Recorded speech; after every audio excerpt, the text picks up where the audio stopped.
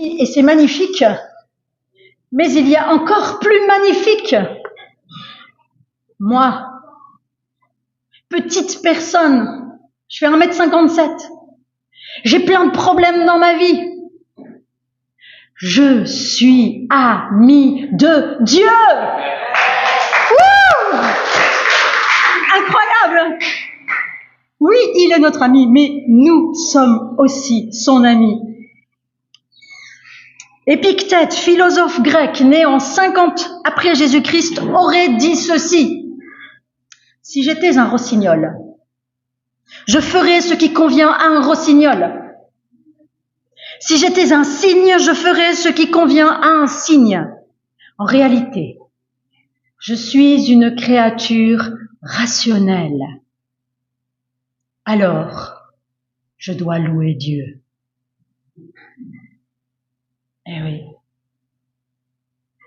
L'immense bienveillance de Dieu à notre égard, nous choisir comme amis, faire de nous ses amis, est décrite dans plusieurs textes du Nouveau Testament.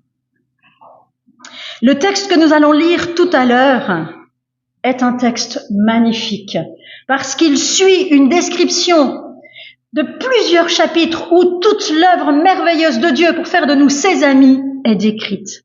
Nous étions défigurés par la laideur du péché. Nous étions rebelles, ennemis de Dieu. Et il nous a aimés d'un amour extravagant. Vous savez ce que ça veut dire, extravagant? Extra, en grec, ça veut dire hors d'eux, qui est en dehors d'eux. Vagant, du chemin. Un amour qui est en dehors de tous les chemins imaginés par les êtres humains. Dieu nous a aimés d'un amour extravagant qui a pris le visage du Christ. Un amour extravagant dans le visage du Christ qui a donné sa vie.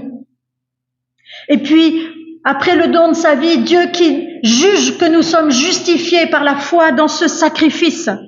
Et puis, le don de l'Esprit qui nous fait vivre. Waouh! Comment ne pas être bouleversé par l'œuvre unique de Dieu réalisée en notre faveur? Et nous lisons maintenant Romains 12, des versets 1 à 12.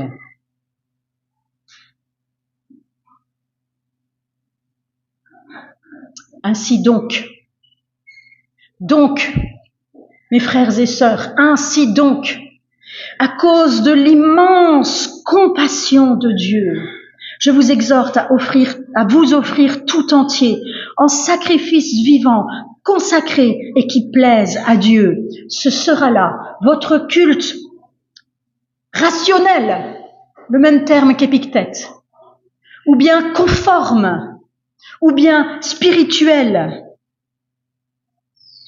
Ne copiez pas votre époque, mais laissez-vous transformer par le renouvellement de votre manière de comprendre, afin que vous sachiez déterminer la volonté de Dieu, ce qui est bon, ce qui lui fait plaisir, ce qui est bien fait. En vertu de la grâce qui m'a été donnée, je dis à tous les hommes, je rajoute à toutes les femmes, qui jouent un rôle parmi vous, n'ayez pas de prétention au-delà de ce qu'on peut prétendre. Ne prétendez qu'au raisonnable, car Dieu n'a donné à chacun qu'une part de foi. Car de même que nous avons de nombreux membres en un seul corps, et que tous ces membres ne font pas les mêmes actions, de même très nombreux sommes-nous en Christ pour faire un seul corps, tout en étant individuellement membres les uns des autres. Alors vous avez pu remarquer, si vous avez ouvert vos Bibles, que je lis une traduction particulière. C'est une vieille traduction du XXe siècle d'un vieux pasteur qui s'appelle Alphonse Maillot. Et cette phrase-là, elle est essentielle. Alors quittez vos Bibles des yeux et écoutez ce que dit ce vieux pasteur Alphonse Maillot. De même que nous avons de nombreux membres en un seul corps, et que tous ces membres ne font pas les mêmes actions, de même, très nombreux sommes-nous en Christ pour faire un seul corps, tout en étant individuellement membres les uns des autres. Je continue la lecture. À cause de la grâce qui nous a été faite, nous avons des dons différents. Si c'est celui de l'annonce de la parole, alors qu'on s'y consacre en accord avec la foi commune. Si c'est le don du service, la diaconie en grec, qu'on se consacre à ce service. Si c'est le don d'enseigner, qu'on se consacre à l'enseignement. Si c'est le don de réconforter, qu'on se consacre à réconforter. Si c'est le don de partager les offrandes, qu'on s'y consacre avec honnêteté. Si c'est le don de diriger, qu'on s'y consacre avec ardeur. Si c'est le don de la miséricorde, qu'on s'y consacre avec joie. Que l'amour soit sincère, repoussez la méchanceté. Ne faites qu'un avec la bonté. Que votre fraternité entraîne l'affection mutuelle. Et pour les honneurs, faites passer les autres avant vous. Pour l'ardeur, ne soyez pas nonchalants. En ce qui concerne le Saint-Esprit, soyez bouillonnants. Quant au Seigneur, servez-le. Que l'espérance fasse votre joie, que l'épreuve vous apprenne la patience et que la prière vous rende persévérants. Amen. Ouh. Il est tellement fort ce texte que... Allez, on va faire la sieste, on va se reposer. Non. L'œuvre de Dieu en notre faveur est celle du don d'une vie. Et c'est à cause de cela que nous sommes invités, tous, autant que nous sommes, à entrer dans la même dynamique. Donner notre vie. Le terme logiqué, celui qu'Épictète a utilisé et celui que l'apôtre Paul utilise pour décrire notre réponse à l'action de Dieu est parfois traduit par spirituel. C'est un terme très compliqué. Aucune traduction française n'est juste à 100%. On pourrait le traduire par spirituel et alors il signifie qu'il n'y a plus de rituel. Et c'est pour ça que je casse l'ordre rituel du culte ce matin. Plus de rites dans le Seigneur. On ne s'approche plus de Dieu avec des rites, mais en esprit et en vérité. Donc c'est une bonne traduction, mais incomplète. On pourrait le traduire par logique, rationnel, comme l'a fait Alphonse Maillot, parce qu'alors cela signifie que le sacrifice que je fais de ma vie doit correspondre au type d'amour qui fonde mon sacrifice. C'est logique de répondre à Dieu par le don de ma vie, puisqu'il a donné la sienne.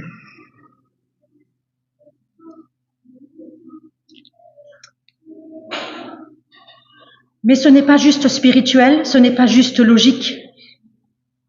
Si je dis que c'est spirituel, je peux vouloir dire qu'il n'y a rien de l'ordre de la mise en pratique. Aïe! Si je dis que c'est de l'ordre du logique et du rationnel, alors est-ce que ça signifie que mes émotions sont mises à part? Non. C'est toute notre personne qui est concernée par cet appel que le Seigneur nous fait par la bouche de l'apôtre Paul.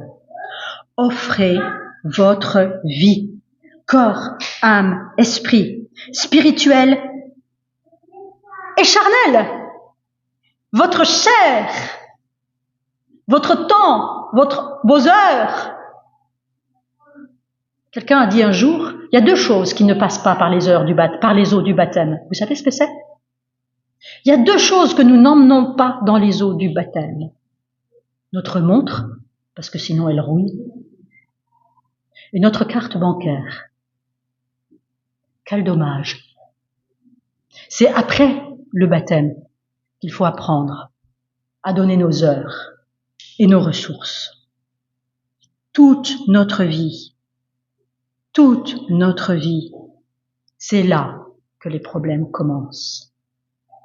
Martin Luther, le moine augustinien qui est à l'origine de la réforme protestante, aurait dit un jour, à propos du vieil homme, il pensait au moment de sa conversion avoir noyé le vieil homme le jour de son baptême. Quelque temps après, il s'est dit « je suis déçu » parce que le bougre savait nager. Eh oui, notre vieil homme sait nager. Et il nage très bien, même dans les eaux du baptême. Que ça passe par la montre, par la carte bancaire, par n'importe quoi. Le don de soi, en réponse à l'œuvre de Dieu, implique une transformation. pour que nous puissions chacun pour sa part œuvrer à la construction de l'édifice spirituel dont je parle depuis un certain temps. Il y a 15 jours, je vous ai parlé du peuple de Dieu qui reconstruisait les murailles de Jérusalem avec des pierres carrées. C'est facile de remonter un mur. Les pierres, on les prend, on les met là, on met du ciment, ça bouge plus. Essayez de faire la même chose avec les pierres vivantes. Alors je vous propose de parcourir ce texte qui nous présente les lieux de cette transformation. D'abord, la lutte contre l'esprit du monde. Ne copiez pas le monde.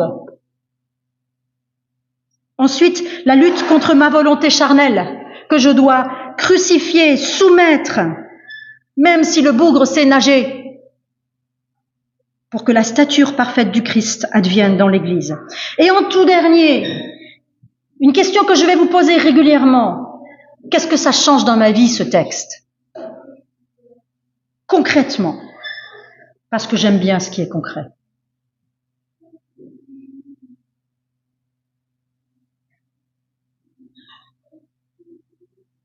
Petit membre que je suis, si la parole de Dieu ne me touche pas dans ma vie concrète, ça ne sert à rien.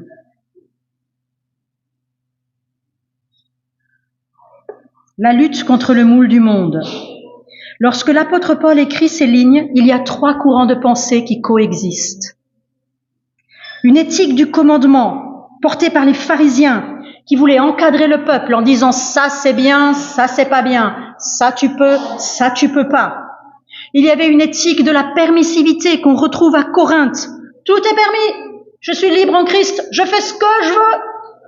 Tu n'as rien à me dire, c'est ma liberté. » Et une éthique de la maîtrise de soi. Le courant philosophique du stoïcisme proposait cela aux élites. On va y arriver. On serre les poings, on serre les coudes, on serre tout, d'en haut jusqu'en bas. On va y arriver. Ces 3 courants de pensée existent encore dans nos milieux évangéliques, chers frères et sœurs. Et nous devons absolument y être attentifs parce que ces 3 courants de pensée sont contraires à l'Évangile. Comme l'apôtre Paul, d'autres apôtres se sont opposés à ces courants de pensée dans tout le Nouveau Testament. Et nous avons, nous aussi, à nous y opposer. Ce sont des philosophies mondaines qui vont à l'encontre de l'Évangile de la grâce. Mais la modernité du XVIe siècle, la postmodernité du XXe et l'hypermodernité du XXIe siècle ont rajouté quelques petits problèmes supplémentaires. Alors il y a quoi? Ah, le rejet de toute autorité. Ah, l'autorité, ah non. Ah non, ah non, ah non. L'accent sur l'individu. Je dois me réaliser. Je ne me réalise plus ici, dans ce poste, dans ce couple. Je ne me réalise plus dans ce service. Je m'en vais. La prépondérance accordée aux émotions, aux ressentis, n'est vrai que ce que je ressens comme juste. Ça, c'est très, très, très moderne. Hein. Je ressens du masculin en moi, donc je suis un homme. Hein. Hyper-modernité. Consommation de services. Je vais à l'église pour consommer. Et les méga-churches favorisent cette tendance, malgré tous leurs aspects positifs. La difficulté de cette invitation à ne pas se conformer à l'esprit du monde vient du fait que dans chacun des aspects que je viens de souligner, il y a des bonnes choses. Il y a des choses justes dans chacun de ces courants de pensée. Mais nous ne devons pas tout gober. Nous devons réfléchir et discerner ce qui est juste. Et puis nous n'avons pas toujours conscience, que ces tendances sont en nous. N'est-ce pas? Nous sommes les enfants de notre siècle. Oui ou non? Nous sommes les enfants de notre siècle. La pensée du monde entre en nous. Il y a des choses que nous vivons et que nous faisons aujourd'hui en tant que chrétiens. Et si les chrétiens du XVIIe, XVIIIe, XIXe siècle le savaient, ils auraient les cheveux qui se dressent sur leur tête. Parce que pour eux, ce serait totalement incongru. C'est ainsi qu'aujourd'hui, on trouve des... Bougez pas, je reviens.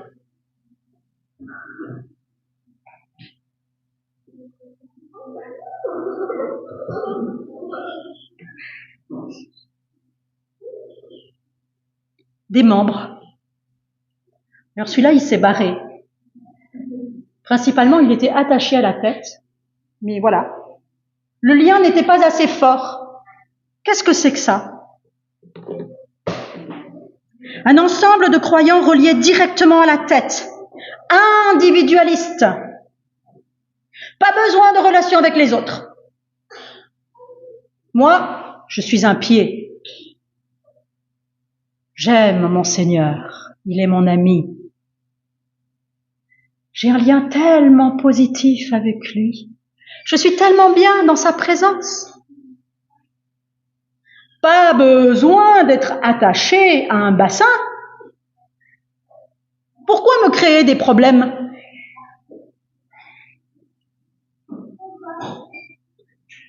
Ben lui, il en a eu un de problème. Hein. Est-ce ceci que le Seigneur veut construire lorsqu'il parle de son corps? En Éphésiens 4, avec chaque partie qui grandit, en cohérence les unes avec les autres, avec des bonnes articulations. Il n'y a plus besoin d'articulation ici. C'est fini. Chacun pour soi et Dieu pour tous. Mais ça, ce n'est pas l'évangile. Pour certains, cette situation est le résultat de profondes blessures. Tel pasteur a été infect avec moi. Et c'est vrai, ça arrive. Et parfois, le pasteur est super. Vous avez eu ici des pasteurs fabuleux. Stéphane Polegato, c'est un ami extraordinaire, un homme plein de ressources, plein de belles choses. Et parfois, c'est les membres d'église, entre eux. Mais ça, je le répète, quel que soit notre vécu, ce n'est pas le projet de Dieu. Alors je dois lutter. Pour ne pas arriver à ça, je dois lutter contre ma volonté charnelle. Le verset 3 nous parle d'une mesure de foi qui a été donnée en partage à chacun. Et d'autres passages du Nouveau Testament reprennent ce thème, à partir d'autres angles. 1 Corinthiens 12, à partir des dons. On en parlera d'ici quelques temps. Éphésiens 4, à partir de cette structure harmonieuse, etc. Ce thème est essentiel pour la vie de l'Église. J'ai reçu un don. Tu as reçu un don. Toi. Et même ceux qui ne sont pas là aujourd'hui, ils ont tous reçu au moins un don. Nous avons reçu des dons que nous sommes invités à mettre au service de tous. Alors ma volonté charnelle aime bien entendre ce « j'ai reçu un don ». Ah ouais, j'ai reçu un don. Ça fait du bien, hein? Oh que c'est bon ça. Un peu moins le « tu as reçu un don ». Voilà, tout à coup, vous savez comment ils sont les enfants? Moi, j'ai reçu un Lego. Toi, t'as reçu 2 Legos. Et lui, il en a reçu 3. Et en plus, c'est des duplos, c'est plus gros. C'est pas que les enfants qui sont comme ça, hein. Excusez-moi. Ça m'arrive à moi de penser à ça. Le pasteur d'à côté, il a un ministère plus brillant que le mien. Alors je suis désolée si ça m'arrive à moi. Si je dois lutter contre ces pensées, je sais que ça vous arrive à vous aussi. Les différences entre Lego, Duplo, Mécano, les différences entre les dons, trouvent ici un formidable terrain de jeu pour exprimer le pire de l'esprit de compétition. Si je ne suis pas sûr et certain de l'amour inconditionnel que Dieu a donné pour moi, que Dieu a exprimé pour moi, jusque dans les talents ou le seul talent qu'il me donne, alors, mon frère, ma sœur, qui a reçu 2 ou 3 talents, je ne pourrai pas les voir dans la lumière de l'Esprit Saint. Je me souviens avoir un jour été prise à partie par une dame dans mon premier poste pastoral parce que selon elle, je manquais d'amour. J'ai refusé la mise en œuvre immédiate de la vision du don qu'elle avait reçu. Lego, Duplo, Mécano. L'Église est le lieu de notre croissance commune vers la maturité. Et de ce simple fait, ça produit des tensions et des conflits. C'est normal. C'est normal, les tensions et les conflits dans l'Église. Attention, quand je dis conflit, je ne dis pas bagarre. Je ne dis pas dispute. Je ne dis pas injure. Je ne dis pas insulte. Je ne dis pas coup.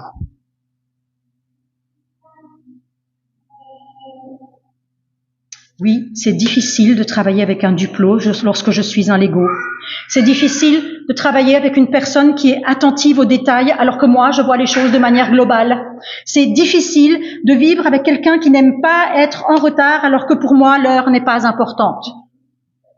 Etc., etc., etc. Mais si je comprends l'objectif de Dieu, qui est présent dans l'appel à s'offrir soi-même pour construire un édifice spirituel, si j'ai repéré les lieux dans ma vie où l'esprit du monde m'attire et m'illusionne, si j'ai compris et mis en œuvre l'invitation à ne pas être prétentieux, mais à considérer le don qu'il y a dans l'autre, la part de foi qu'il y a dans l'autre, alors l'édifice pourra se construire.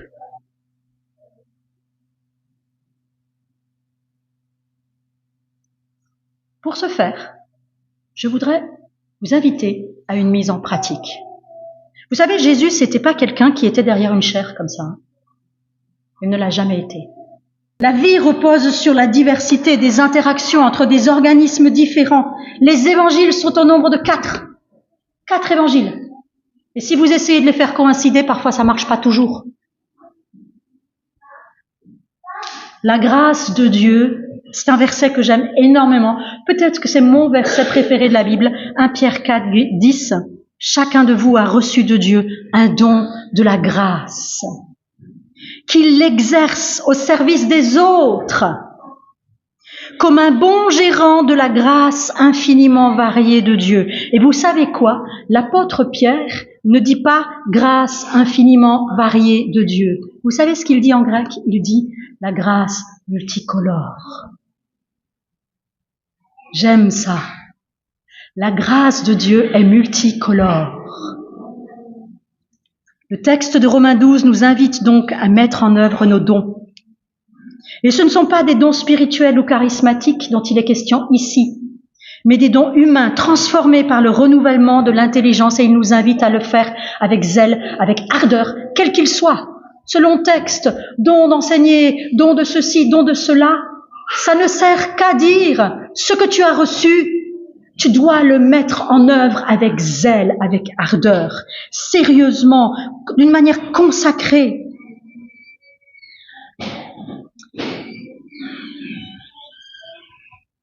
C'est l'amour. C'est l'amour qui va rogner les disparités entre l'ego, duplo, mécano. Pour ceux qui ne comprennent pas ce que je dis quand je parle de l'ego, duplo, mécano, il faut aller écouter la prédication d'il y a 15 jours. Elle est sur la chaîne YouTube de l'Église. L'amour est pour ainsi dire la circulation du sang dans le corps de Christ. C'est un commentateur qui a dit ça, le pasteur Nygren. L'amour est la circulation du sang dans le corps de Christ. Pas de corps de Christ sans amour. Un amour vrai qui s'incarne et qui vise le bien de l'autre, le bien réel de l'autre. Dans l'Église, c'est un amour qui a une dimension familiale. Alors qu'est-ce que ça change? Qu'est-ce que ça change que Dieu ne veuille pas de ça, mais qu'il veuille des membres entre les bras, les jambes, des organes qui fassent fonctionner le corps. Dieu veut intervenir dans nos vies d'église, mais il ne fera pas un certain nombre de choses à notre place. Voilà ce que cela veut dire. Dans sa réflexion de rentrée, le Conseil national a réfléchi sur le Conseil national. Pardon. Ça, c'est encore un relan de mon ancien poste. Où pendant 3 ans, je parlais du Conseil national de la Fédération. Dans sa réflexion de rentrée, il a semblé important au conseil de l'Église de mettre cela en place concrètement et rapidement.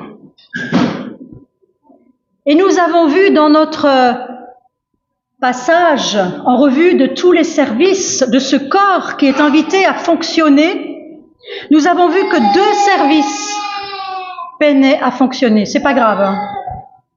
2 services peinaient à fonctionner. Alors que vous savez quoi?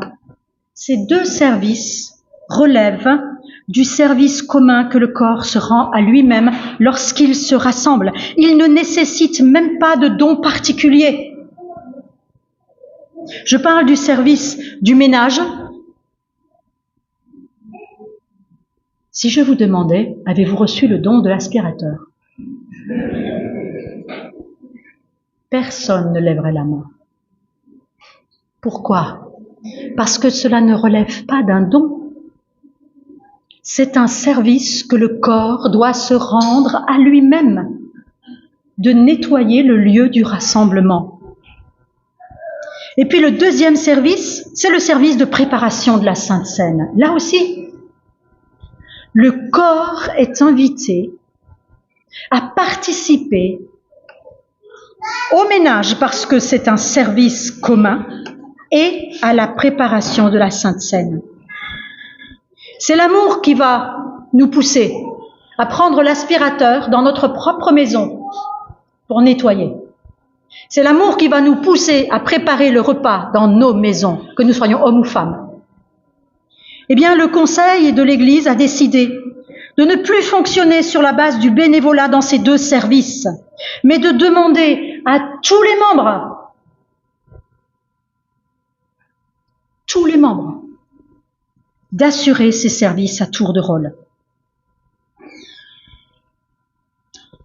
La mise en place de ce nouveau fonctionnement aura lieu durant le mois d'octobre, vous sera expliqué plus précisément. Nous aurons alors l'occasion et des occasions de vivre ce défi magnifique, d'être à la fois chacun pour sa part, reliés par une relation personnelle, spirituelle, vivifiante avec le Seigneur. Ceci, parce que ce n'est pas à bannir, hein, chacun d'entre nous doit avoir une relation avec Dieu.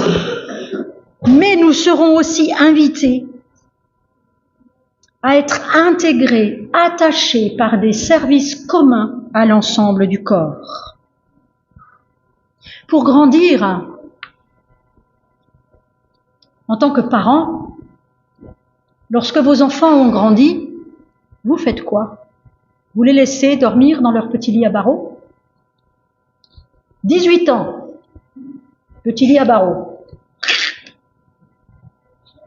Maman, non, il est très bien ton lit, tu restes. Chaque partie du corps est invitée à grandir pour sa propre part. Il y a donc dans notre Église d'autres lieux de service qui ont des besoins. Et on va vous en parler tôt ou tard. Les enfants. Les enfants qui ne sont pas l'Église de demain. Et c'est pour ça que j'ai voulu qu'ils soient sur le bateau, les enfants. Les enfants, vous entendez, le Seigneur Jésus, il veut vous parler, il peut vous parler aujourd'hui à vous tous. Même vous 2 là, mes 2 petits-enfants. Le Seigneur aime les enfants, il veut une relation personnelle avec eux, ils sont l'Église d'aujourd'hui. Et c'est de notre responsabilité d'Église de construire des lieux où ils peuvent partager. Des lieux autres qu'avec les parents, même si les parents y ont toute leur place. Donc il y a des lieux dans notre Église où vous entendrez dans les semaines à venir des appels à participer à ce travail commun qu'est l'édification du corps de Christ, pour que chacun grandisse individuellement, mais aussi tous ensemble. Que la grâce, l'amour de Dieu repose sur nous tous dans ce temps de rentrée. Et que nous grandissions tous, c'est mon souhait, que nous grandissions tous là où nous sommes, en sagesse, en force, dans l'amour, dans le service, pour sa gloire seule. Amen.